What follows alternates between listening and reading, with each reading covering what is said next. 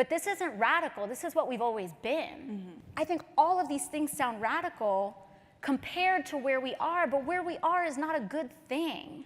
And this idea of like 10% better from garbage shouldn't be what we settle for. It's like this, like, it feels like moderate is not a stance, it's just an attitude toward life of like, We've become so cynical that we view meh or we view cynicism as an intellectually superior attitude. And we view ambition as youthful naivete. When we think about the greatest things we have ever accomplished as a society have been ambitious acts of vision. And the meh is like worship now for what? Like for what? One of the things about history is that it is often revisionist. You know, Martin Luther King is cast as this angelic person that never made anyone mad and just asked for civil rights and got it. And unions were always just seen as like this great, powerful thing that nobody died for a 40-hour work week and a weekend. And it's a similar thing, you know, the other way with the New Deal is that we act as though the New Deal wasn't racist.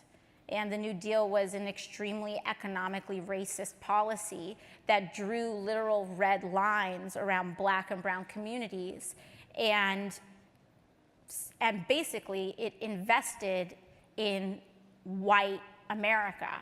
And what it did was that it allowed white Americans to have access to home loans that Black and brown Americans did not have access to, giving them the largest form of intergenerational wealth, which is real estate.